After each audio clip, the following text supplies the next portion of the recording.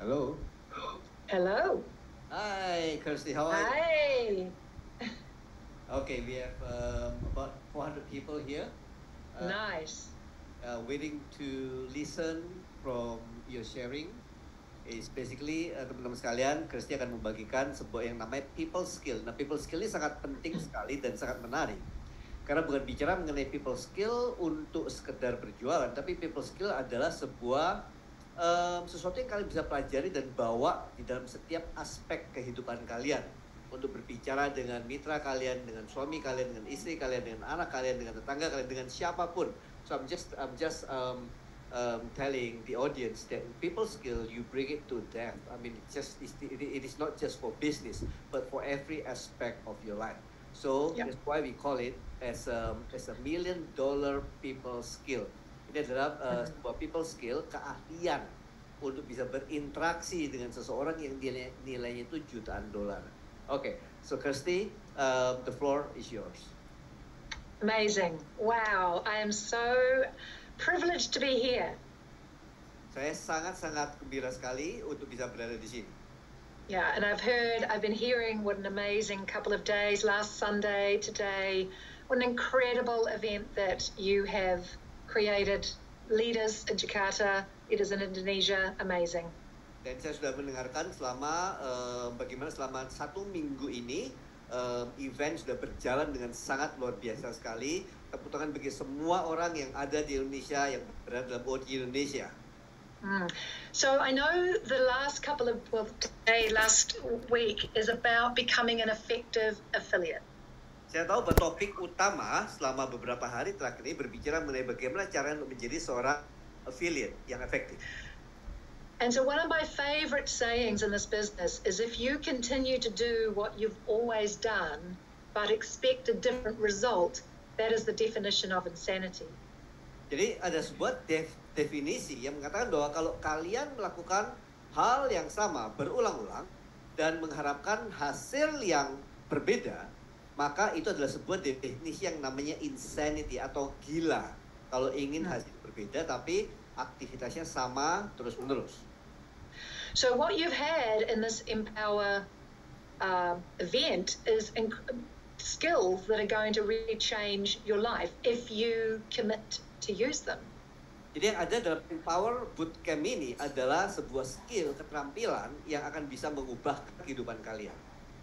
Because success is actually really simple. If you just take massive and consistent action with those skills and become very clear about your vision and then do that personal growth, that personal work, unlimited success is yours. Jadi kalau kalian memutuskan mengambil sebuah aktivitas, tindakan yang masif, yang luar biasa, dan konsisten, kalau kalian tahu sekali apa yang kalian sedang kejar, maka hasil yang kalian akan dapatkan itu bisa tidak terhingga. But you cannot teach what you do not do, and you cannot teach what you haven't mastered. You can begin to teach it, but you must be on the journey of mastering it. Tapi kalian susah untuk mengimpartasikan, mengajarkan sehingga orang lain bisa mengerti dan melakukan, kecuali kalau kalian sudah memiliki skill tersebut terlebih dahulu. Yeah. So you've had these amazing skills taught to you. That's one part that you must master. And what I'd like to share with you today is more around some of the inner personal skills that are really important. Jadi begitu banyak skill atau hal-hal baru atau yang lama yang mungkin selama beberapa hari ini kalian sudah pelajari. Tapi yang ingin saya ajarkan adalah lebih mengenai keterampilan yang berasal dari dalam diri kalian. Yeah. So it's where you're starting from. Where is your starting point in yourself as you take this consistent action of being an effective affiliate? Jadi apa hal yang dari dalam tersebut yang menjadi titik awal pembelajaran kalian, mempersiapkan diri kalian sehingga kalian bisa melakukan yang namanya consistent action atau tindakan yang konsisten terus menerus sehingga bisa menjadi yang namanya affiliate yang efektif. So it's like we want to be able to take inspired action, not just action. We want to take inspired action because we're going to get a lot better results from that inspired action. Jadi saya mengajarkan bahwa kita itu harus memiliki yang namanya inspired action. Definisi dari inspired action adalah sebuah tindakan yang ada inspirasinya, ada sesuatu yang menarik kalian yang lebih besar daripada cuma sekedar mencari uang di sana. So remember, my talk today is the first bit is about mindset. Jadi saya akan memulainya dengan bicara mengenai mindset terlebih dahulu. So the first step of taking inspired action is you must know with a laser focus, with a laser vision, what is your vision for now, your short-term vision, and you have that with the program that you're running right now, this next 3 months. Jadi dengan yang namanya laser focus, jadi fokusnya itu benar-benar tertuju terhadap satu hal utama yang kalian akan kejar untuk 90 hari ke depan. And the second, you must have a laser focus for what I would call the end in mind. What is the end in mind? That's your why, that's your long-term vision for your life. Jadi bukan saja mengenai sebuah fokus yang sangat tajam sekali mengenai aktivitas yang kalian rencana untuk lakukan, tapi yang kedua adalah sebuah fokus yang sangat tajam sekali dan terarah mengenai hasil akhir yang kalian ingin dapatkan. And the third is that you must have a really clear identity of yourself as being the person that deserves to have that kind of success and has what it takes to achieve that kind of success. Dan hal yang ketiga, jadi kalau yang pertama mengenai fokus yang sangat tajam sekali mengenai aktivitasnya, kedua mengenai hasil akhir yang diinginkan, tapi yang ketiga ini sangat penting sekali dan jarang sekali orang-orang memahami hal ini, yang namanya adalah identity yang jelas. Siapa diri kalian yang layak untuk mendapatkan apa yang kalian ingin dapatkan. And I found this great quote which I wanted to share with you. Ada sebuah quote yang ingin saya sharingkan kepada kalian. It's from John Paul Sartre. Okay, from who, sorry? John Paul Sartre. Okay, from John blah blah blah. Blah blah. Okay, man, listen to this, it's really important. Man is not the sum total of what he has. But manusia itu, man is not the sum total. Apa yang seorang manusia tidak didefinisikan dari total apa yang dia miliki. Yeah. So that means that, man is not a representation of what he has right now. Jadi seseorang manusia itu bukan didefinisikan mengenai apa yang saat ini sudah dimiliki atau belum dimiliki. Yeah. But he is the totality of what he does not yet have, of what he might have in the future. So he is the totality of all the future possibilities. Okay. Jadi jadi definisi yang pertama, please let me explain this. Jadi pertama adalah manusia itu, man is not divine, is not didefinisikan. Seorang manusia bukan mengenai apa yang dia saat ini sudah miliki. Tapi seorang manusia itu, jadi Anda, suami Anda, diri Anda, anak Anda, bisa didefinisikan mengenai semua total hal-hal yang dia belum lakukan dan bisa lakukan untuk mendapatkan apa yang dia inginkan. Yeah. And so that's really important to keep in mind when we are, we've come through a really difficult time, not just in Indonesia, but around the world in Nu Skin, and anything in your life. It's really important to keep that in mind, that I am not the total of what I have right now. I am a possibility of unlimited possibility for the future. It all depends on the thoughts I think and the action I take. Oke.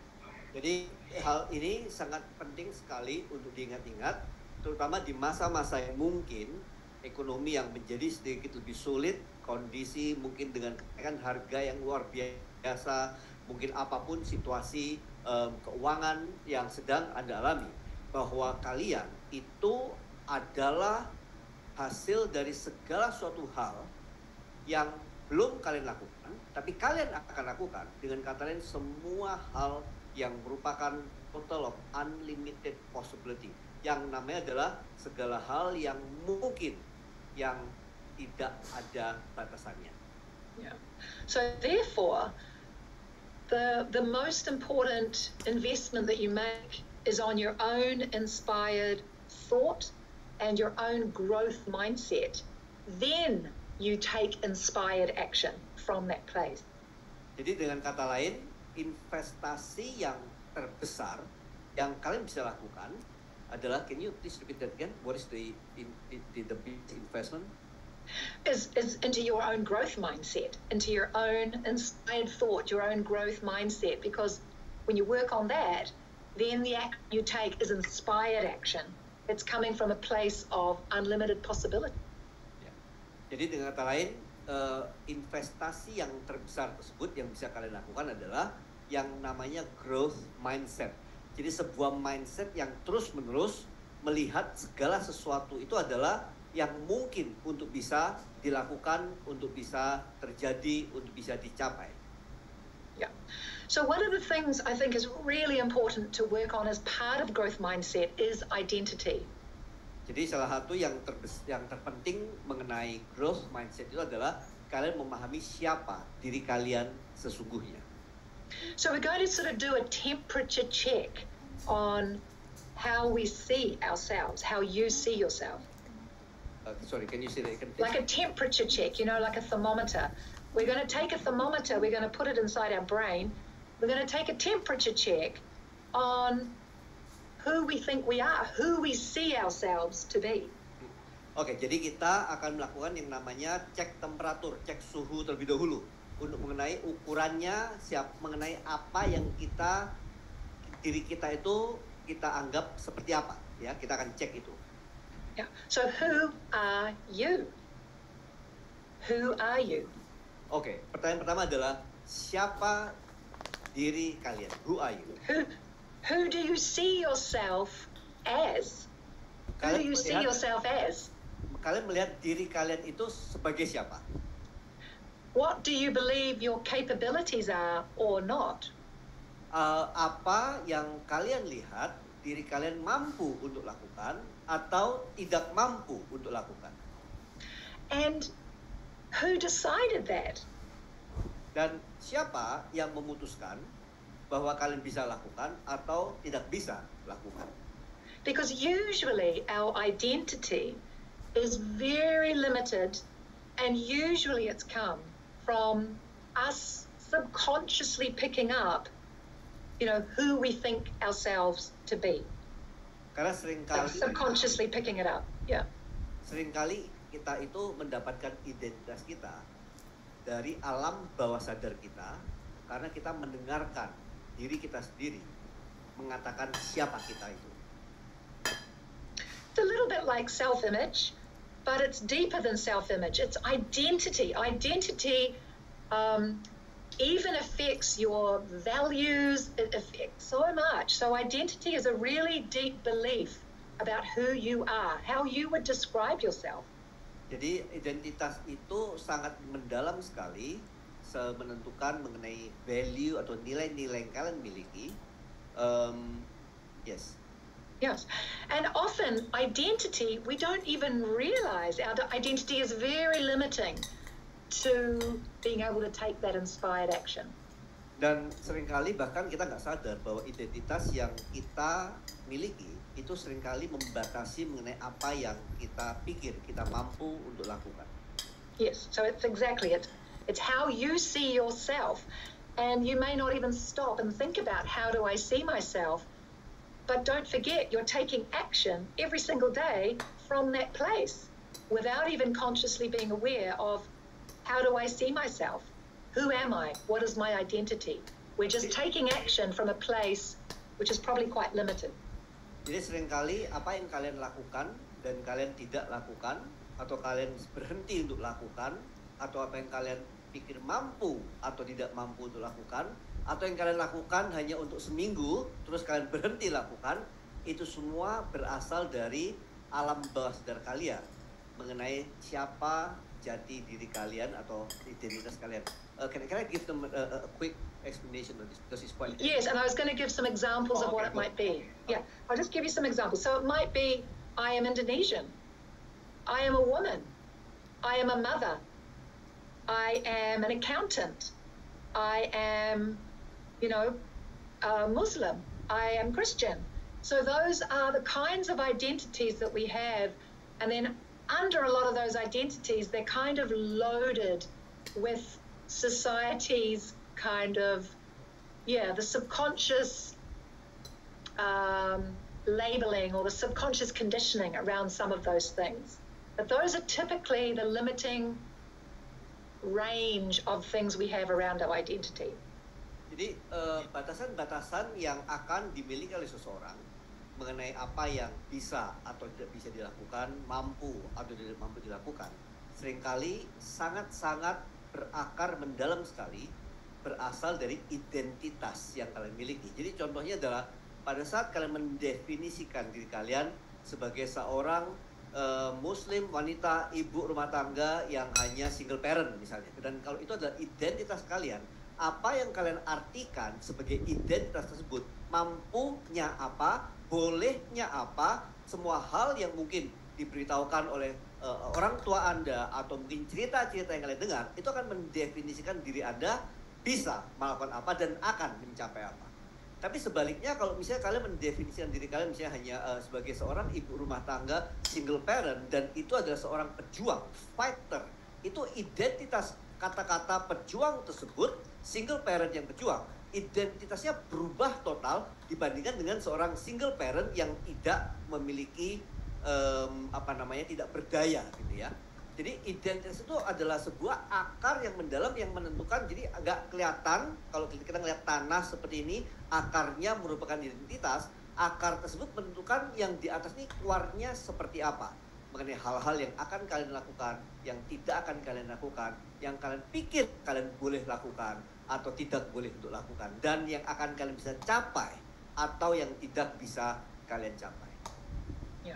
Thanks. I think I got the gist of what you were saying. And so you can see how these identities, which we're not even really conscious of, can sabotage the hard work that we're trying to take.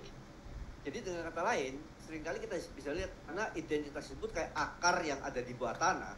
Seringkali kita nggak sadar bahwa akar kita atau identitas seperti apa. Tapi itu yang membuat kita itu akhirnya tahu bahwa ini saya itu mengapa saya bertindak dan mengambil keputusan, kenapa saya kok orangnya gampang banget untuk berhenti, atau kenapa saya orang itu selalu mengejar goal yang lebih besar. Itu karena ada identitas yang mengakar yang seringkali tidak terlihat. Yeah. And when I started the business, I was a singer and an actress, and being a musician in those days compared to a successful business person, if my identity was, I'm just a musician, I'm just an actor, when I was presenting to a successful business person, that would really be sabotaging how confident I felt. Jadi dulu Kirsty sebelum memulai bisnis ini, dia adalah seorang penyanyi, singer, dan juga aktris, orang artis gitu ya. Kalian bisa bayangkan identitas Kirsty pada saat harus presentasi bisnis, mengenai peluang bisnis New Skin yang global, yang besar apa segala, kalau dia menggunakan identitas yang salah pada saat bertemu dengan para prospek atau pebisnis. Jadi dengan kata lain, identitas yang dia gunakan, dia harus sadar siapa dirinya pada saat berhadapan dengan para pebisnis tersebut. Yeah. So the exciting thing is you actually get to choose a broader, more expanded identity, which helps you to take more inspired action and to have more confidence. Jadi dengan kata lain, hal baiknya adalah kalian itu bisa memilih identitas kalian itu siapa pada saat kalian berhadapan dengan siapa. Jadi dengan kata lain, kalau misalnya kalian merasa bahwa saya ini kan cuman pegawai, saya ini kan cuman ibu rumah tangga, saya ini kan cuman orang yang nggak lulus kuliah, saya ini orang yang jadi identitas tersebut, kalian itu harus sadar kalian memiliki pilihan. You can choose, kalian bisa memilih identitas siapa pada saat berada dalam bisnis New Skin. Yeah, and it's like you make space for yourself to grow into. You become the person you desire to be, but you have to be conscious of it. Jadi tapi dengan kata lain harus sadar kalian ingin membentuk identitas yang seperti apa dan kalian punya pilihan untuk melakukannya. Yeah.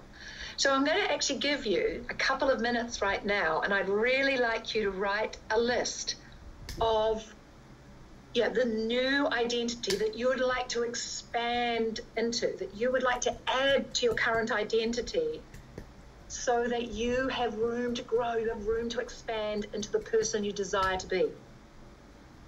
Jadi saya ingin memberikan waktu kepada kalian semua kurang lebih sekitar 2 menit untuk menuliskan kalian itu ingin menjadi seorang yang seperti apa. Sehingga dengan identitas atau orang yang seperti apa, definisi baru ini bukan lagi mengenai definisi kalian yang lama mengenai bahwa saya ini kan orangnya kan cuman kayak gini, nanti nggak dianggap sebagai pebisnis dan saya nggak bisa karena. Jadi coba tuliskan, pikirkan Anda ingin menjadi orang yang seperti apa. So, just an example, they made their qualities, their strength. I am brave. I am a visionary. I am compassionate. I am a great learner. I am adaptable. Jadi contohnya adalah misalnya, ini kata-katanya agak berat semua, saya nggak tahu bisa men-translate apa enggak dengan baik ke dalam bahasa Indonesia. Tapi misalnya adalah saya seorang pemberani, saya adalah seorang pejuang, saya adalah seorang yang tidak pantang mundur. Saya adalah seorang yang pembelajar dan juga yang bisa melakukan. Saya adalah seseorang yang pasti akan berhasil. Jadi identitas baru kalian itu seperti apa? I'm a global business owner. Saya seorang pemilik bisnis yang global. I'm doing my bit to make the world a better place. Saya adalah seseorang yang menyumbangkan sedikit dari apa yang saya miliki untuk membuat dunia menjadi lebih baik. Yeah. So just give yourself a couple of minutes, quick 1.5, 2 minutes, to write down some of those qualities that you feel would expand your identity. Jadi dengan kata lain 1-2 menit ke depan ini coba didefinisikan. Selama ini mungkin kalian nggak merasa bahwa saya tuh nggak seperti Bu Lani. Coba, tapi ada nggak karakter-karakter atau kualitas dari Bu Lani yang kalian inginkan, gitu ya? Atau kalau kalian mengatakan bahwa saya ini kan nggak seperti Mbak Shirley, wah kalau Mbak Shirley tuh kalau ngomong sampai berasap-asap gitu ya, ngepul semuanya misalnya, energinya luar biasa. Coba cari kualitas dari Mbak Shirley yang menurut kalian itu kalian ingin menjadi yang seperti apa, sehingga dengan memilih kualitas tersebut, tiba-tiba identitas kalian itu kalian masukin dengan kualitas tersebut, sehingga kemungkinan yang akan terjadi ke depannya tiba-tiba berubah total. Hanya karena kalian mendefinisikan identitas yang berbeda. Saya kasih contoh lagi. Teman-teman sekalian, saya itu identitas saya dalam hal kesehatan, saya tuh merasa bahwa kalau perut saya gendut itu bukan saya. Sehingga setiap kali saya kerasa bahwa saya gemuk, saya tuh udah uring-uringan. Jadi saya tuh bisa olahraga malam, kalau jam 10 malam pulang, saya akan langsung olahraga karena ngerasa bahwa saya ini identitasnya bukan orang yang gemuk gitu ya. Nah, misalnya kalau identitas kalian adalah identitas yang saya itu bukan kayak Mbak Laura. Mbak Laura itu kalau presentasi menjelaskan ilmunya begitu banyak dan luar biasa. Coba cari apa identitas yang kalian inginkan dari setiap orang-orang yang kalian ketahui, misalnya dari Ki Ayen, Mbak Laura, dari Mas Hermas, ada dari Dr. Genti, ada dari siapa lagi tuh, dari setiap pembicaraan ada apa 1 atau 2 hal quality yang kalian inginkan, sehingga itu bisa expand possibility yang kalian miliki. Sorry, I just have to explain a little bit deeper. Yeah, so if everyone could just write a few of those things down. Ya, coba tuliskan beberapa hal. Yeah. Saya seorang pemberani. Saya seorang yang disiplin. Saya seorang yang konsisten. Saya adalah seorang apa gitu ya. I'm loving. I'm compassionate. I'm a great learner. And these are all qualities that are within you. But if you don't make the space for them to grow, you are limiting yourself. Jadi hal-hal yang misalnya saya seorang pembelajar yang baik. Saya bukan saja pembelajar yang baik, tapi saya seorang yang things happen. Saya seorang yang mengejar agar apa yang saya pelajari itu bisa memberikan hasil bagi saya. Saya orangnya itu peduli dengan orang lain. Saya ingin membantu orang lain, sehingga setiap kualitas-kualitas yang baru ini yang kalian belum miliki sebelumnya, begitu kalian bangun sebagai jati diri, sebagai identitas kalian, itu akan membentuk kalian menjadi orang-orang yang memiliki possibility yang tidak terbatas, setiap kemungkinan yang tidak terbatas. Yeah.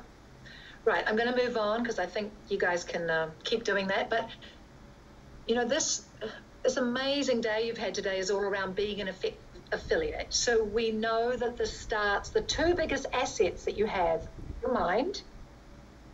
Jadi kalau bicara mengenai hal terbesar, aset terbesar yang kalian miliki, itu adalah satu mengenai pemikiran kalian, mindset kalian. Your mind is number one asset. You're not going to do anything without investing into your mind.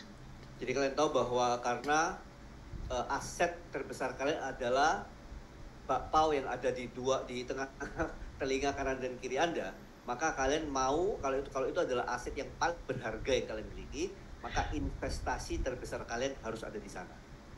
But the second asset of our business is people. People are a huge asset. You're not going to go anywhere without this asset of people in our business. Aset terbesar dalam bisnis kita adalah people atau orang manusia. Yeah, so people are your greatest resource. Jadi manusia adalah sumber daya yang paling besar. And people in the world who create incredible results in their life, you'll find that these people have universally they have a deep respect for people and a deep gift in communicating with people and building relationships with people. Jadi kalian akan melihat dan menemukan bahwa orang-orang di dunia yang menciptakan pencapaian yang luar biasa dalam kehidupan mereka adalah orang-orang yang memiliki menghormati, yang memiliki kepedulian yang besar terhadap manusia. Yeah, so it's definitely a skill that Paul and I invested a lot of time in our business, is really learning that skill of communicating and building rapport with people, and having good people skills. Jadi karena hal ini, saya dan Paul itu kami berdua banyak menginvestasikan diri kami, mindset kami untuk mempelajari bagaimana caranya bisa berkomunikasi, memiliki people skill. Kemampuan untuk berinteraksi dengan orang lain sehingga bisa menjadi orang yang menyenangkan, yang mempedulikan orang lain. Yeah. So I would definitely encourage you to add onto your identity list, I am great with people. Jadi saya sangat mengharapkan kepada kalian semua untuk menambahkan satu kualitas ini ke dalam identitas kalian. Dalam bahasa Inggris adalah menuliskan dalam identitas kalian, I am great with people. Saya ini orangnya bisa berinteraksi dengan luar biasa dengan orang lain. Saya adalah orang yang menyenangkan pada saat berinteraksi dengan orang lain. Yeah. And just like developing a great mindset, skills with people, good people skills can be learned. Anyone can learn this stuff. You just have to practice it and know the skills.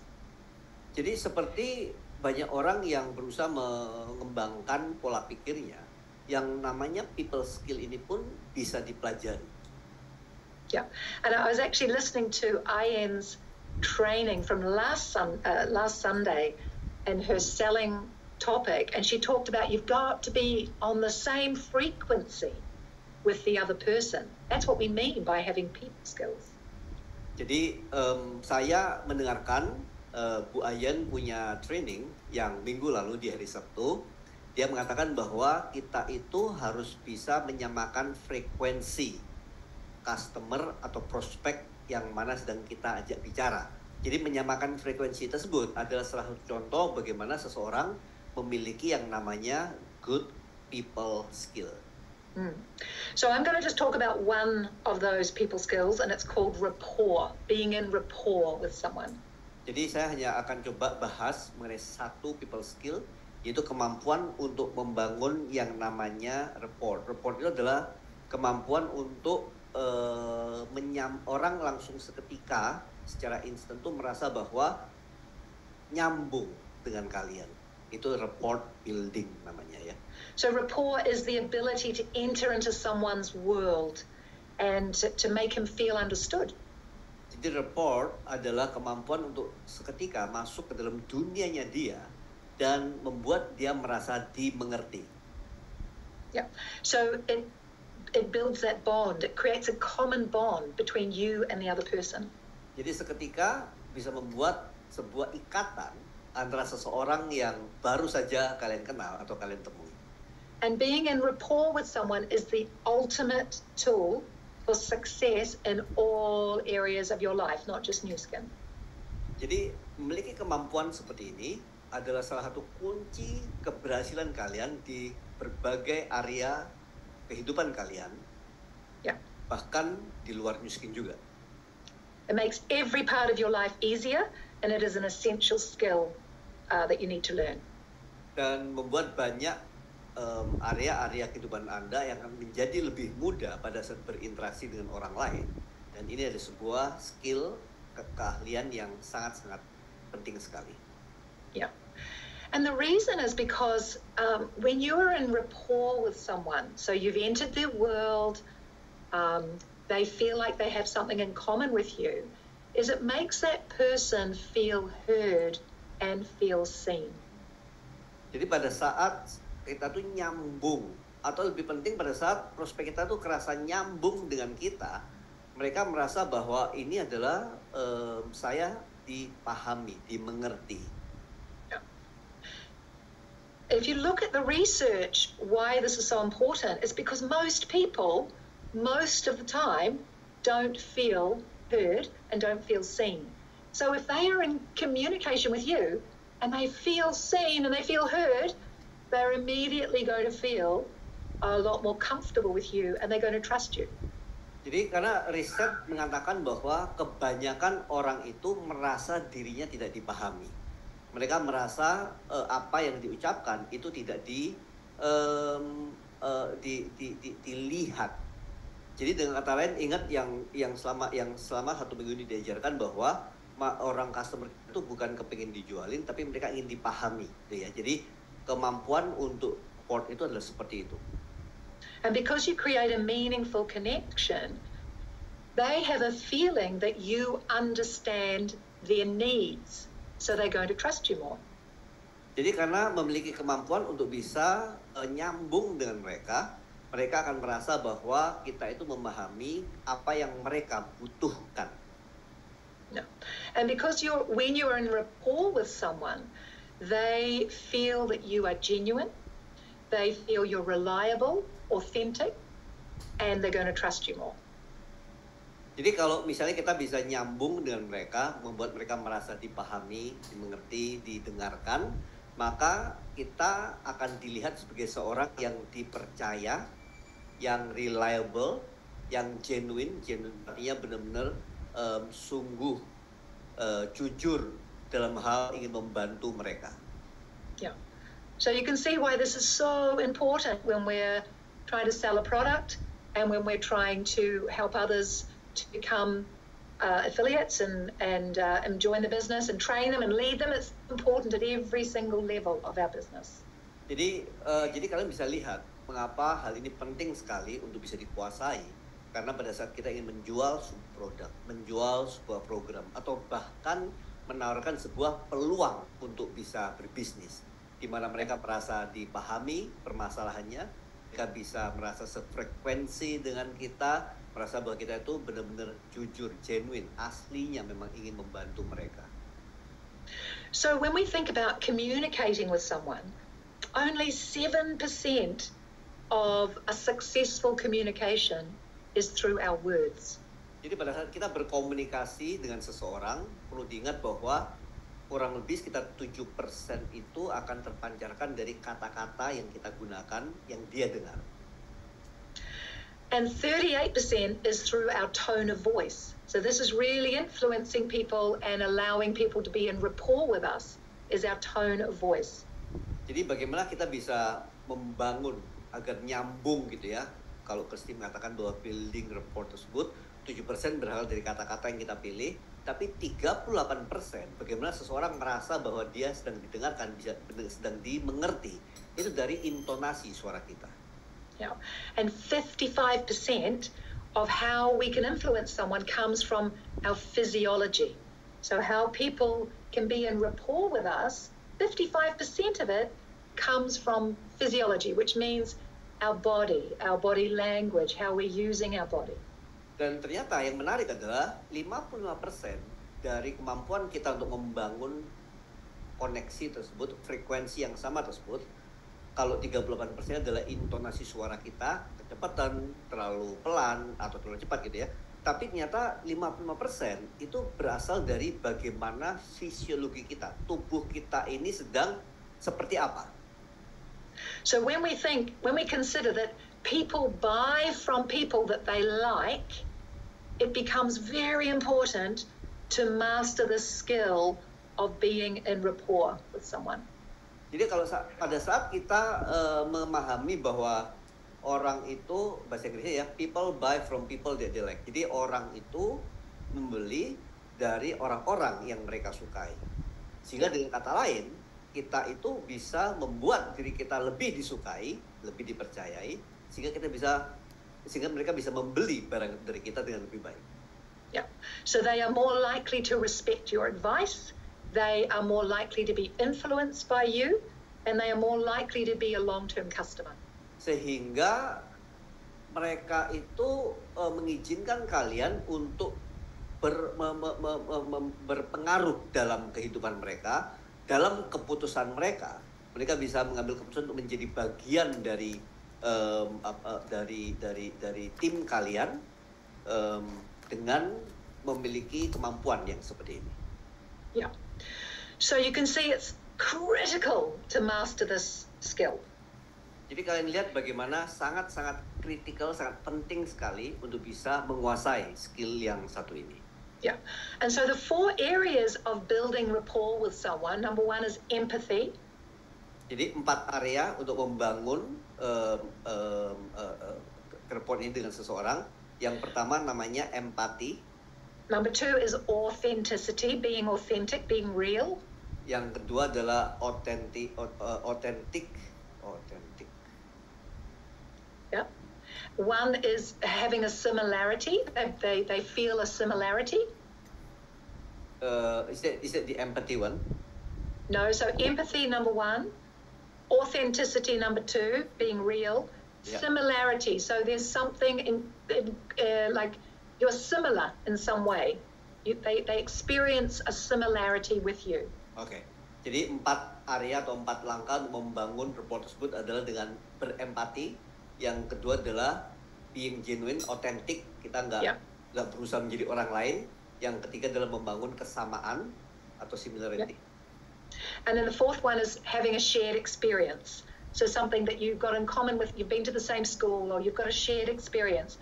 Those are the 4 areas that you can really build rapport with people.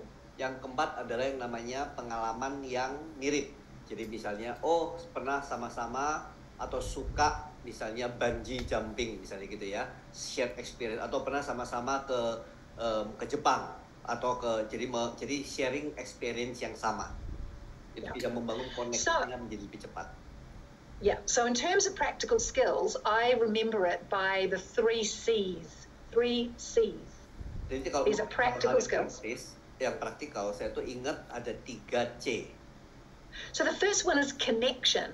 And when we consider 55% of your influence comes through physical, your physiology, mirroring and matching is a really important connecting skill.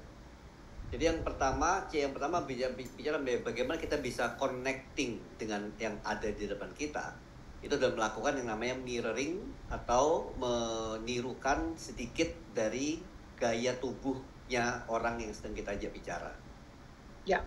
So mirroring and matching comes down to things like gestures. Like I always use my hands quite a lot, right?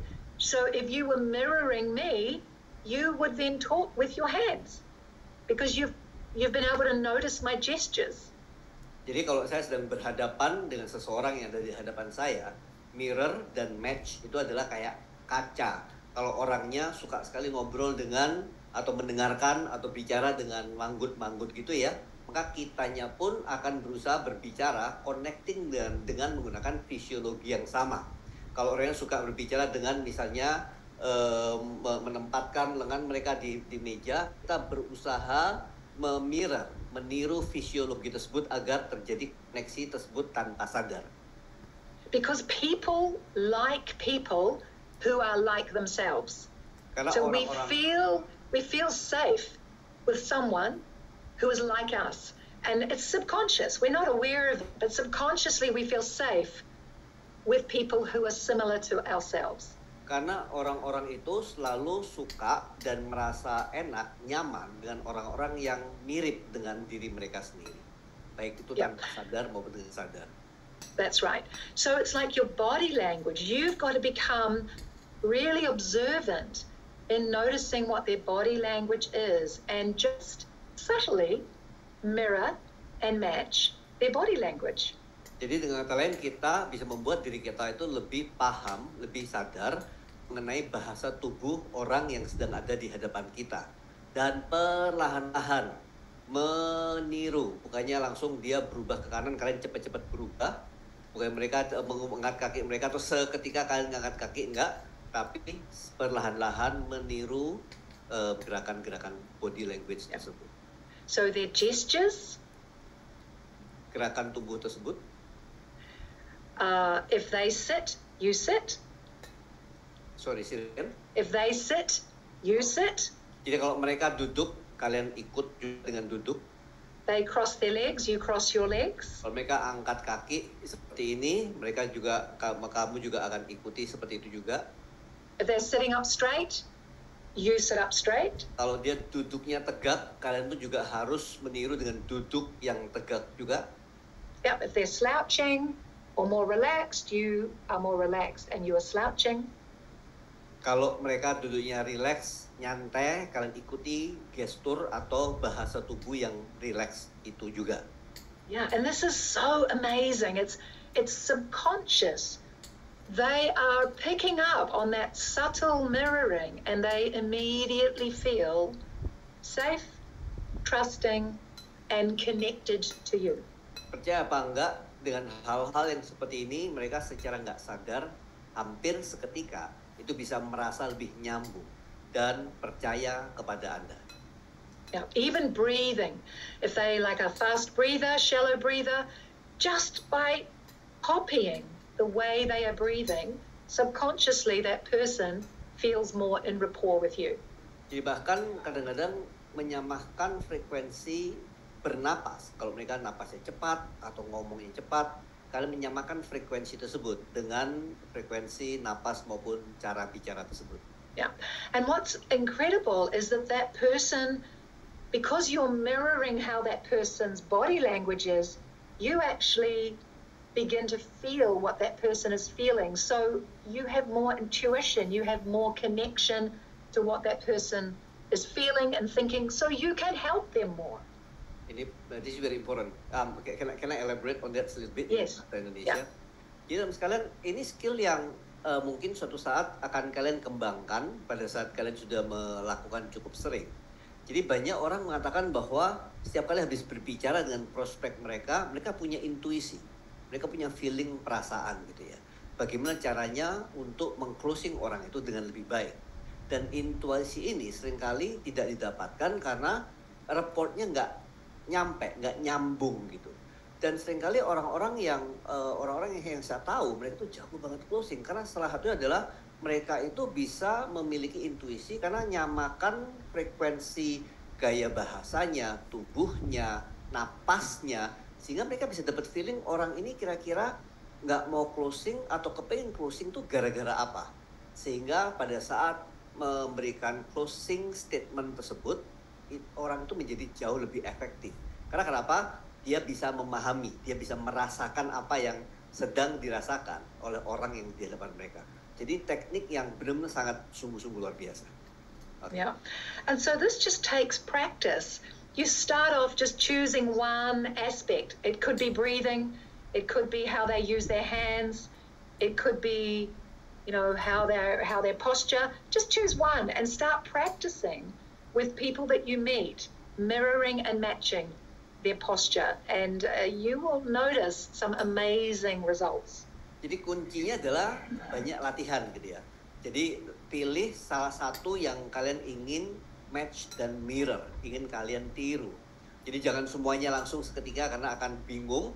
Tapi kalau kalian fokus untuk melatih diri kalian terhadap satu saja, gestur, cara duduk, atau cara ngomong, kecepatannya, atau cara napas, frekuensinya, kalian tiba-tiba akan melihat banyak hal-hal yang muncul dalam benak kalian sebagai sebuah intuisi. Karena nyambung secara frekuensi.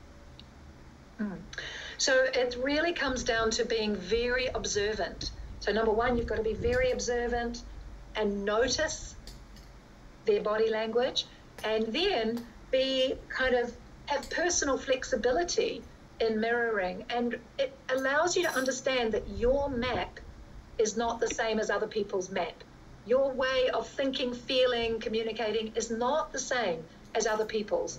So you've really got to put that effort into observing and then being flexible to adapt to their way of communicating, and that will bring you into rapport.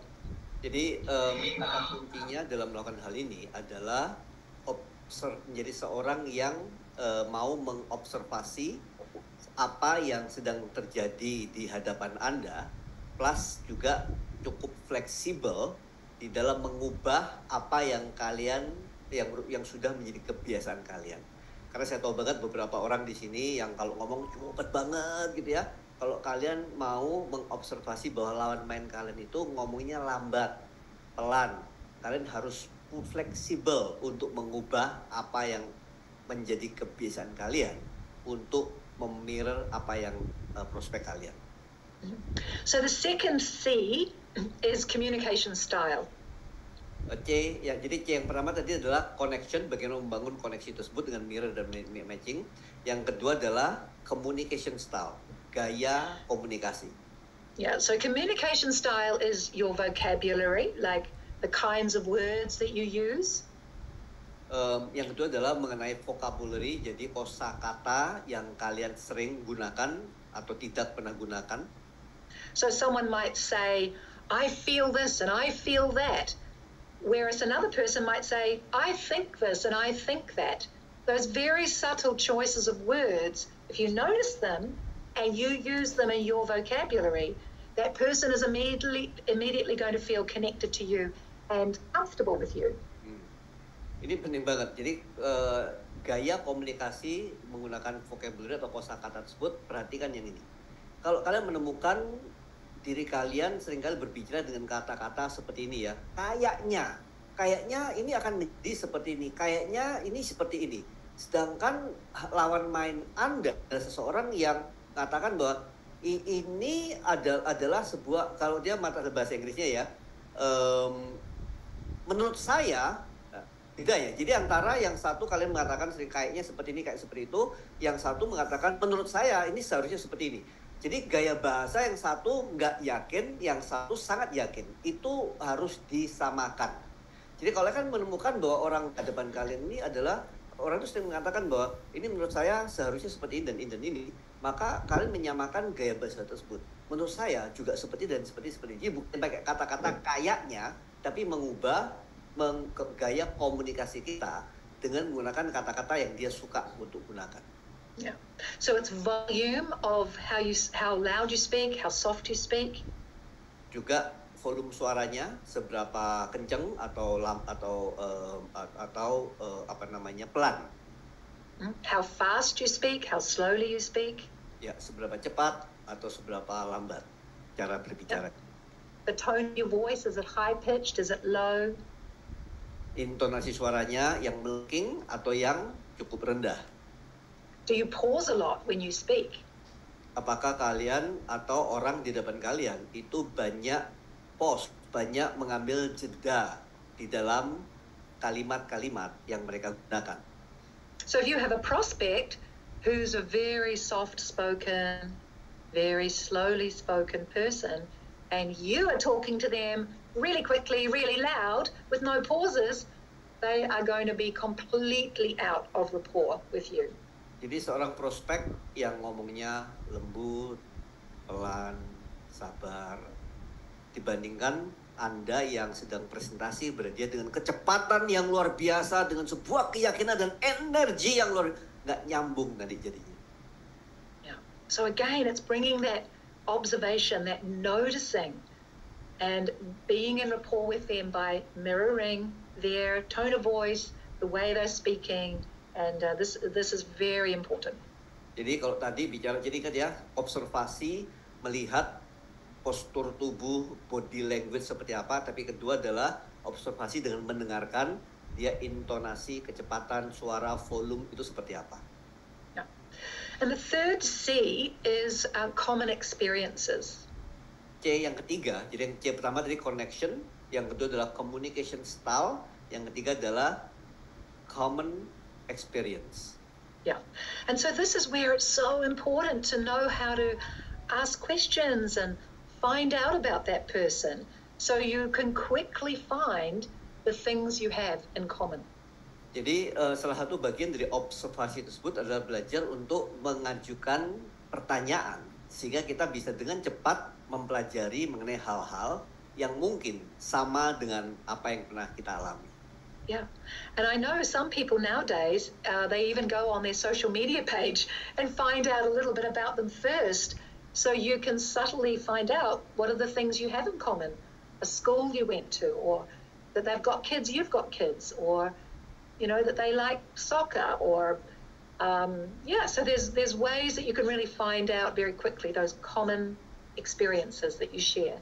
Dan bahkan salah satu cara adalah kalau kalian sudah tahu orang tersebut, mungkin tapi sudah lama nggak berhubungan atau bahkan nggak kenal sama sekali, tapi kalau tahu sosial medianya, bisa masuk ke sosial media mereka, melihat mengenai mereka pernah kemana, suka makanan apa, sering posting apa, apakah dia seorang yang sangat banyak posting mengenai keluarga mereka atau jalan-jalan, itu yang mana kalian pada saat ketemu common experience ini akan lebih mudah nyambung karena kalian sudah mempelajari mengenai orang ini sebelumnya. And then you bring that into the conversation. Dan itu yang dibawa ke dalam percakapan untuk membangun rapport tersebut. Yeah, but remember, if you're not mirroring and matching, it's going to be a waste of time. You know, that on its own is not going to work. You have to mirror and match their body language, mirror and match their tone of voice, the way they're speaking. And then you bring in these common experiences, you're really creating a beautiful bond. Jadi dengan kata lain 3C ini semuanya berkesinambungan.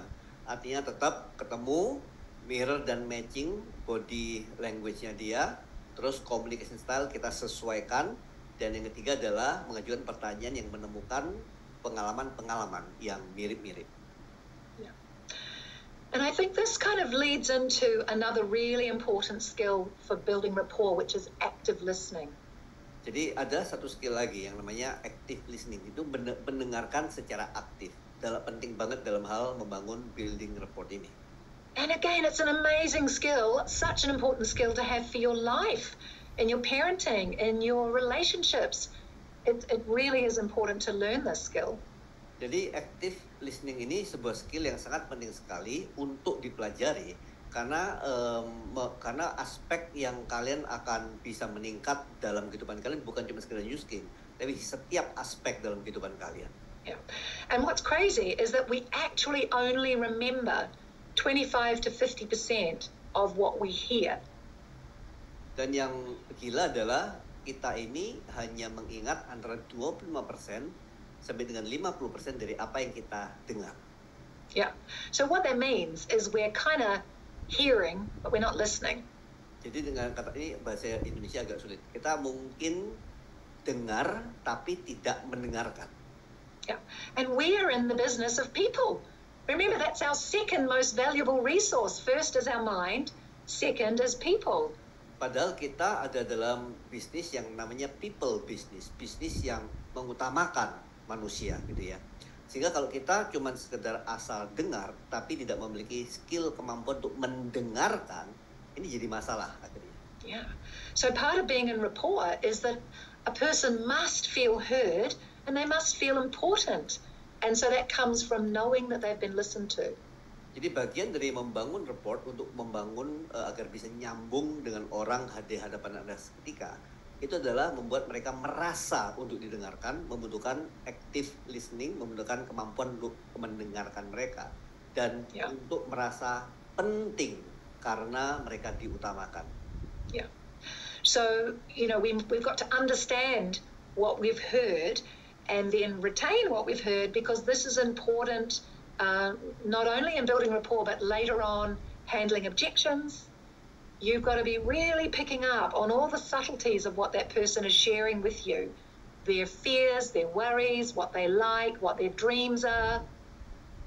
Jadi kemampuan untuk yang namanya active listening ini untuk bisa mendengarkan. Jadi pada saat kita sudah bertanya mengenai apa yang kamu sukai, apa yang kamu nggak sukai, kenapa kalau misalnya prioritas ini, apakah prioritas penting sekali, kita mendengarkan untuk menyimpan informasi tersebut agar kita bisa membantu orang tersebut untuk mengambil sebuah keputusan yang kita ingin mereka ambil. Yeah. So a really good thing to do when you're listening to someone is just practice. First of all, you must not be distracted. You can't be scrolling through your phone while you're listening to someone on the phone. You've got to be fully present when you're communicating with people. Jadi pada saat berkomunikasi dengan orang yang di hadapan Anda, termasuk terhadap komunikasi terhadap anak Anda, suami Anda, tetangga Anda, kalian harus fokus terhadap orang yang sedang Anda ajak untuk berkomunikasi tersebut. Jangan sambil scrolling HP, pegang remote-nya Netflix atau apapun itu. Yeah, and I would say that being present with people is going to be a really scarce commodity in the future. And this is again why we have to learn the skill, because it's going to set you apart from all the noise on social media, all the AI, all of that. People are not going to get what you can offer them, which is presence and being heard and being seen. Kemampuan, Kristi mengatakan yang namanya being present. Present itu hadir ya. Jadi kehadiran Anda sepenuhnya, jadi kehadiran yang penuh apa? Kehadiran yang penuh dengan atentif. Jadi memperhatikan, mendengarkan, matanya melihat. Itu adalah being present, itu present ya, hadir. Jadi itu adalah salah satu skill, karena banyak sekali. Coba saya tanya kepada kalian di sini, teman-teman kalian di sini, pada saat kalian bicara dengan suami atau istri kalian atau mungkin mitra kalian, kebanyakan dari mereka itu akan dengan HP mereka. Jadi yang keahlian untuk berada benar-benar hadir, penuh perhatian untuk orang yang ada di hadapan Anda, termasuk untuk anak Anda, termasuk untuk orang-orang yang sedang Anda ajak bicara, hadir penuh. Itu adalah salah satu skill. Maksa diri kalian untuk melakukannya, karena kedepannya skill kayak gini makin lama akan semakin jarang untuk ada. So some of the skills I use when I'm active listening is I repeat back what they've said. So I might say, so what you're saying is you really love blah, blah, blah, blah, blah. Or so what you're saying is you'd love to, lose a few centimeters. Or so what you're saying is, and by just repeating back to them, they feel heard and you've been sure that you've heard them correctly. So what I heard you say is that you're really interested in XYZ. Jadi ini salah satu skill yang seringkali Kristi lakukan, dan menurut saya pribadi jarang kita lakukan ini, adalah mengulang ringkasan dari apa yang mereka sudah katakan. Misalnya nih, setelah dia mengatakan bahwa saya tuh sudah pakai berbagai macam cara untuk menurunkan berat badan, habisnya belasan juta rupiah atau bahkan sampai ratusan juta rupiah, hasilnya juga gitu-gitu aja, terus saya menderita kelaparan dan lain macam sebagainya. Nah, kita mengulang apa yang dia katakan. Jadi apa yang ibu katakan adalah ibu mencapai sebuah tahapan yang mana sudah frustasi dengan hasil yang ibu miliki selama ini. dengan biaya yang begitu besar dan saat ini sedang mencari solusi yang, jadi itu ya misalnya dia mengulang apa yang sudah Anda dengar dalam bentuk ringkasan sehingga orang itu merasa bahwa dia dipahami, seperti itu. Yeah. So it's like you're summarizing what you have understood. And it's really important when it comes to objections and questions and trying to close the sale to be able to use that objective, that active listening in summarizing what you've heard from them and reflecting it back. Jadi mengulang apa yang Anda pahami dari apa yang sudah Anda dengar. Karena ingat ya, tadi kan banyak bertanya ya. Jadi Anda sudah tanya nih, dia udah cerita, udah jawab nih. Terus Anda mengulang, mengklarifikasi pemahaman kalian. Sehingga bisa membantu kalian menjadi lebih efektif untuk memberikan pengaruh kalian dan juga untuk mendapatkan closingan tersebut. So, for example, if it was trying to close an IO Pro and the person has said, I don't have the money, I might say, oh, so what I'm hearing from you is that you would really love to get your hands on this product and do some body shaping and lose that weight that you were telling me about. You would love to, be able to fit into your old clothes. So what I'm hearing from you is that you would love that, and the money is a bit of a barrier. So, let me ask you, if it wasn't about the money, and you could have the list of things that I've heard her tell me she wants, would you like to purchase an IO Pro? So I'm reflecting back to her all the things she told me she'd love about it. I'm also reflecting back to her the one objection, and then I'm putting that aside, and then I'm saying, if it wasn't about that, and you can have all these things, would you love to get an IO Pro?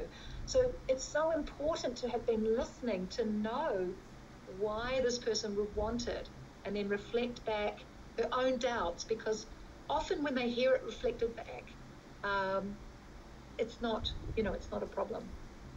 Okay. Yang ini Sorry, Ronnie. Help me try that, Christy. It's very good, very good. Jadi gini sekalian. Jadi misalnya kalian sudah demo, presentasi, menjelaskan mengenai IO Pro, sudah ngabisin waktu 30 menit, 1 jam, ngabisin gel 10 tube gitu ya. Terus orangnya bilang bahwa aku nggak punya duitnya. Jadi pada saat kalian mau closing, dia bilang ini kok mahal, aku nggak ada duitnya, atau aku harus nanya sama suamiku dulu, ini kayaknya pengeluaran bulan ini terlalu banyak gitu ya misalnya ya. Jadi apa yang Christy katakan adalah salah satu cara untuk active listening terus mengembalikan itu, reflektifnya adalah, oh jadi dengan kata lain Bu, apa yang saya pahami adalah Ibu memang kepingin untuk mendapatkan hasil yang luar biasa dari program ini, bisa mengecilkan pelingkar perut 5 cm, 10 cm dan bahkan tanpa harus kelaparan dan olahraga berat. Tapi yang Ibu sedang hadapi saat ini adalah sedikit hambatan karena masalah uang. Apakah benar seperti itu? Jadi kita mengulang mengenai apa sih yang dia benar-benar inginkan, itu kita lemparkan kembali ke dia dan mengulang bahwa jadi hambatannya adalah mengenai uang. Tapi Bu, kalau bukan mengenai uangnya, jadi kata-kata ini penting banget ya, dicatat ya. Kalau jadi apa yang merupakan hambatan bagi dia, kita ulangi. Kalau bukan mengenai uangnya, kalau dia bilang, ada orang bilang, oh tapi saya nggak punya waktu ya Bu. Kalau misalnya bukan mengenai waktunya, ya, kalau bukan mengenai waktunya, dalam hal ini kalau misalnya bukan mengenai uangnya, apakah Ibu benar-benar memang ingin mendapatkan hasil yang seperti yang Ibu katakan tadi? Bisa turun susut 10 cm, 15 cm tanpa harus olahraga berat dan tanpa harus kelaparan. Jadi kita belikan. Jadi kalau bukan mengenai masalah keberatannya dia, apakah Ibu benar-benar kepingin seharusnya mendapatkan hal ini? Ini bisa kita gunakan untuk meng-closing seseorang yang untuk produk maupun untuk bisnisnya misalnya. Oh saya ini orangnya, saya kan cuma ibu rumah tangga, kan nggak bisa jualan seperti itu. Kalau bukan mengenai Ibu bisa atau tidak bisa, apakah Ibu yang tadi katakan kepingin bisa mendapatkan hasilan 5 juta, 10 juta, 20 juta per bulan, kalau bukan mengenai kondisi Ibu saat ini yang menurut Ibu hanya ibu rumah tangga, apakah Ibu seharusnya sebenarnya ingin mendapatkan, ulangi lagi apa yang dia ingin dapatkan, seperti itu ya. Oke. Yeah. And once again, that skill on its own is not enough if you're not mirroring and matching their tone, their pace of speech. If you bring all of this together, you really create such a rapport, that person is way more likely to want to do business with you. Jadi cara menghandle objection yang seperti ini seringkali nggak cukup. Kalian perlu juga melakukan yang namanya menyamakan frekuensi suara, intonasi suara. Ingat yang tadi ya, kalian perlu menggunakan body language yang mirroring dan matching tersebut. Karena kalau udah ngomong, ngikutin, ngomongnya pelan-pelan karena prospek kalian pelan-pelan, terus pada saat closing kalian ngomongnya kekencengan atau kebantaran, akhirnya mental lagi. Jadi semua tetap harus kembali terhadap connection-nya tuh harus, frekuensi harus dijaga terus-menerus. Yeah. So you've got to practice it. Practice it with your children, reflective listening. Practice it with your partner. Practice it with your downline. This is a critical skill. If you commit to practice, you will really notice a big difference. Latihan. Pokoknya latihan. Jadi teman-teman sekalian, salah satu PR terbesar bagi kalian semua adalah kalau ada orang mengatakan, aduh ini mahal. Tapi ingat ya, awalnya tuh harus jalan dulu loh. Banyak bertanya, menyamakan intonasinya, body language seperti apa. Sehingga kalian tahu bahwa, kalau bukan mengenai uangnya, itu seharusnya ingin nggak, benar-benar ini merupakan sebuah keharusan nggak untuk turun berat badannya, untuk lebih sehat, untuk ininya gitu ya.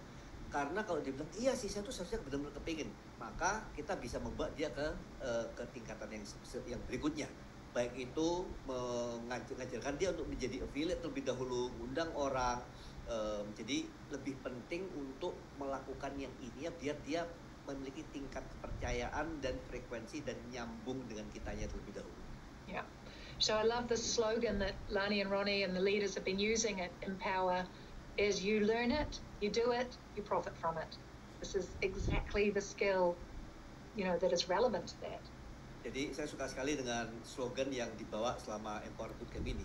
Jadi you learn it, belajar dulu, you do it, mampu untuk melakukan, dan yang ketiga adalah menghasilkan, you profit from it. Yeah. Wow, that's amazing. I mean, that's a very, very, teman-teman sekalian, this is one skill, people skill. That's why I call it the $1 million skill. Yang benar-benar bisa, they can really, really give you the ability untuk connecting with people, to be more trusted, dan juga influence them, bukan dalam hal yang negatif, tapi influence them untuk berpengaruh dalam kehidupan mereka. Bukannya kita ingin mempengaruhi orang gitu ya, tapi kita ingin berpengaruh dalam kehidupan seseorang. Amazing. Yeah. So Ronnie, I've got one more little bit. How are we for time?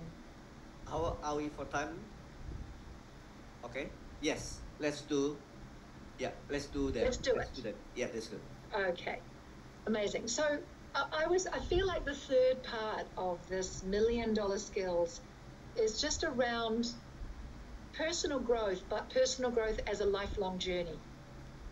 Jadi bagian yang ketiga mengenai $1 million people skill ini adalah yang namanya personal development. Jadi pembelajaran untuk diri kita sendiri, tapi sebagai bagian dari journey kehidupan kita. Yeah. And when you look at successful people on a physical level, they know their outcome, they take action. Maybe you can, there's a few there. So on a physical level, successful people know the outcome and they take action. Yep. Oke, jadi orang-orang yang berhasil di dunia ini, seringkali mereka adalah orang-orang yang tahu mengenai hasil apa yang mereka inginkan, dan mereka mengambil tindakan penuh atas apa yang ingin mereka dapatkan. Then they know the results they're getting. Terus mereka tahu hasil apa yang mereka sudah dapatkan atau belum dapatkan. And they have the flexibility to keep changing until they succeed. Dan mereka memiliki fleksibilitasnya, kemampuannya untuk mengevaluasi dan memperbaiki aktivitasnya kalau hasil tersebut belum tercapai. Yeah. And so that's also true when we think about personal growth or belief systems. It's the same formula that we apply. Jadi itu juga hal yang sama yang kita ketahui mengenai yang namanya belief system, sebuah sistem kepercayaan yang mendiktekan apa yang kita akan lakukan maupun tidak kita lakukan. Yeah, so it's having that flexibility to keep changing in ourselves, to keep growing until we get the results that we want. Jadi memiliki fleksibilitas tersebut bukannya terus berubah-ubah terus ya, tapi memiliki fleksibilitas itu untuk bertumbuh. Jadi kalau dengan cara yang lama itu hasilnya kurang sesuai dengan apa yang kalian inginkan, ingat evaluasi yang langkah keempat dari Daily 5 itu. Daily 5 mengatakan bahwa yang keempat adalah evaluasi, refine, review untuk eksekusi ulang gitu ya. Yeah. So your beliefs are such an important springboard for so many other things in your life, in your business. Your belief system, the things you believe in. Jadi apa yang merupakan sistem kepercayaan kalian atau apa yang kalian percaya dalam kehidupan kalian itu begitu penting sekali, kayak ibarat sebuah papan lompatan yang bisa membawa Anda menuju lompatan atau tingkatan yang belum pernah kalian miliki sebelumnya. But I'm only going to focus on 2 little areas of beliefs because it's such a big topic. Tapi saya hanya akan fokus pada 2 area saja dalam mengenai belief ini karena ini topiknya sangat-sangat besar sekali. And so one of those areas is checking in that your beliefs are supporting you in seeing yourself as a success versus seeing yourself as a failure. So we have a belief system, and some of us can have that belief system veering towards seeing things as feedback for failure or seeing the same thing as feedback for success. Jadi But the belief is what makes it different, not the thing. Jadi salah satu cara untuk melihat belief kita yang pertama adalah melihat bahwa belief ini kali kita harus evaluasi juga. Kita melihat, atau kalian semua nih ya, melihat belief sistem yang kalian miliki saat ini itu mendukung kalian untuk mencapai keberhasilan tersebut atau malah menghambat kalian untuk mencapai keberhasilan tersebut. Ini sangat penting sekali. So in the area of personal growth, this part of your belief, whether you see things as a feedback for success or things are a feedback that you're a failure, is pretty critical to make sure that your belief is towards success, not seeing things as a failure. That's a very important hinge point. Like, it's a really important place to anchor from. Jadi bagian dari personal development, growth, pertumbuhan yang kalian miliki adalah untuk memastikan bahwa belief, kepercayaan yang kalian miliki mengenai diri kalian, karena kalian punya atau nggak punya, mampu atau nggak mampu, apakah belief tersebut. Jadi misalnya kalian balik lagi mengenai identitas tersebut ya, kalau kalian mempercayai bahwa saya ini kan cuma ibu rumah tangga, ya pasti bisa untuk mendapatkan hal yang besar. Itu kalau itu belief Anda seperti itu ya. Dan kalau kalian melihat bahwa belief itu tidak membuat Anda untuk mencapai pertumbuhan atau hasil yang kalian inginkan, maka bagian dari personal development tersebut adalah untuk mengubahkan belief itu. So I've worked really hard right from the beginning of my business to foster the belief, to build the belief in myself that there is no such thing as a failure, that there is only results, that there is only feedback.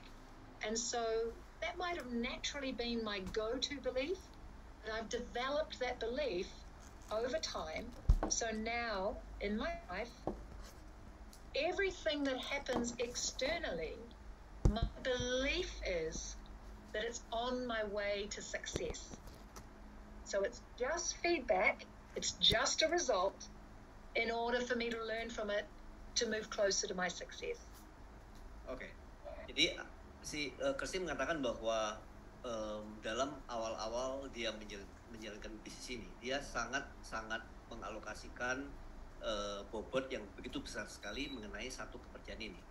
Jadi kalau di dalam dia dan suaminya Paul itu melakukan bisnis gitu ya, itu hanya ada satu macam feedback. Feedback tersebut adalah saya ini sedang belajar atau berhasil. Gak ada yang namanya gagal. Jadi kalau ada kegagalan dalam sesuatu, definisi gagal itu gak ada. Yang ada adalah itu adalah sebuah feedback bahwa dia sedang belajar. Jadi ini yang penting sekali teman sekalian. Tidak ada kata gagal, yang ada adalah berhasil atau belajar. Sehingga pada saat kalian ditolak, pada saat kalian orang tuh nggak datang ke dalam undangan atau invitation kalian, pada saat demo masih belum closing, pada saat nggak bisa handling objection, pada saat nggak mencapai satu closingan per minggu, nggak ada kata gagal, yang ada adalah sebuah feedback bahwa ada sesuatu di sana yang perlu kalian gunakan untuk belajar menjadi lebih baik lagi. So Thomas Edison failed at making the light bulb 9,999 times. Thomas Alva Edison itu nggak pernah dia nggak berhasil selama 9.999 kali sebelum menemukan lampu pijar. And so his belief system was each one of those failures was another way not to make a light bulb, rather than that's a failure. It was just feedback of how not to make the light bulb. Jadi mekanisme beliefnya Thomas Alva Edison mengatakan bahwa setiap kali dia tidak berhasil itu bukan kegagalan. Jadi bukannya ada 9.900 kegagalan, tapi dia mengatakan bahwa aku menemukan 9.999 cara untuk tidak, bagaimana caranya agar tidak membuat lampu pijar. So it's really important to know in yourself what is your belief system. My belief system is I'm already successful and I'm on my way to more success. And I had that belief system, way back. I was an executive making $100 a month. Jadi belief system saya itu menjadi sesuatu yang sangat penting sekali pada saat zaman-zaman saya saat awal-awal mengalami begitu banyak kesulitan, jadi eksekutif cuma dapat $100 per bulan. Belief system saya adalah seorang yang sudah berhasil, tapi dalam perjalanan untuk menuju keberhasilan yang bahkan lebih besar lagi. Yeah. And the other belief that I think is really important is this whole belief around work is play, and that this business is a lifestyle business that I get to do. So my belief is this is my business for life, and work is play, and this business is fun, and what better business could I be in than business? That is my deep belief. Jadi belief yang kedua yang Kristi ingin ajarkan berdasarkan pengalaman dia adalah belief bahwa bisnis itu menyenangkan, dan apa yang saya lakukan ini bukan pekerjaan tapi merupakan gaya hidup saya. Yeah, so the lifestyle business, it's not something that we're just going to throw everything out for 3 months and then, stop personally developing. This is a lifetime lifestyle business. Jadi bukan sebuah pekerjaan yang nanti kalau udah mencapai penghasilan yang 10, 100, 500 juta tersebut terus saya berhenti melakukannya karena ini sekedar pekerjaan. Tapi ini adalah sebuah kehidupan, pola hidup di dalam meskipun sudah mencapai itu, saya tidak akan mengubahkan karena ini adalah sebuah pola hidup dan juga sesuatu yang menyenangkan untuk saya terus-menerus lakukan.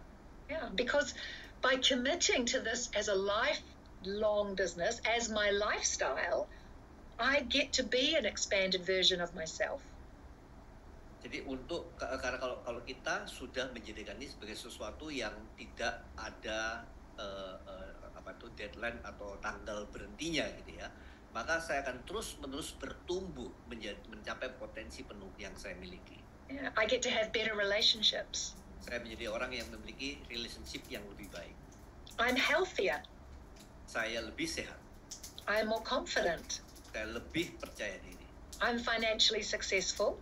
Saya sukses secara keuangan. You get to be a leader in your community. Bisa menjadi orang pemimpin yang berpengaruh dalam komunitas. You become a contributor in your community, in the world. Menjadi seorang yang berkontribusi dalam komunitas dan dunia. Become a role model to your kids. Menjadi role model yang baik atas anak-anak Anda. So by having that belief of this business as a lifelong lifestyle business, by choosing that belief, you have more fun and live your best life now. You're not waiting to live your best life, you're living your best life right now.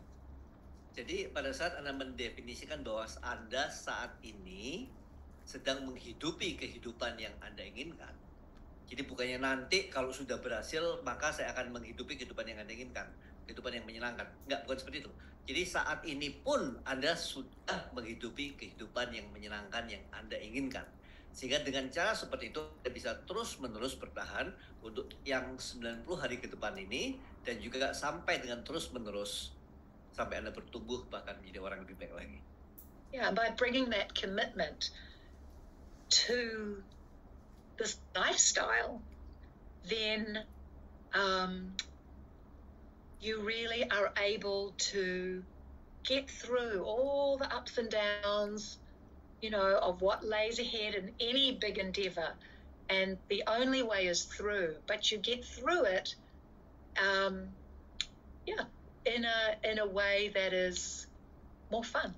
Ya, jadi kata lain bukan berarti tidak akan ada halangan, hambatan, permasalahan, tapi dengan mendefinisikan belief Anda bahwa Anda sedang menghidupi kehidupan yang Anda inginkan saat ini, dan maka apapun yang Anda harus hadapi, Anda bisa hadapi dengan baik dan tetap mendefinisikan bukan sebagai pekerjaan Anda, tapi sebagai gaya hidup dari apa yang sedang Anda jalani saat ini. Yeah.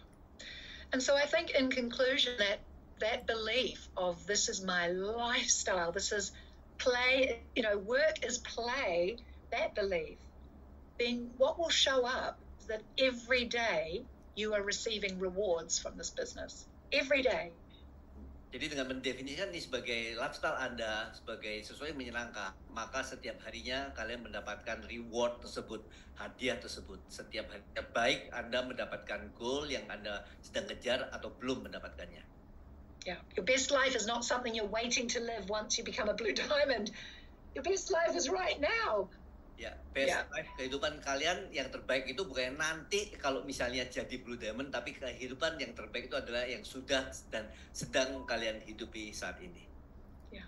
Wow. Okay, Kirsty, thank you so much. Thank you so much for your wisdom, for your experience, sharing your experience. This is truly $1 million people skill. Boleh nggak teman sekalian sekali lagi tepuk tangan yang meriah bagi Kirsty Cook.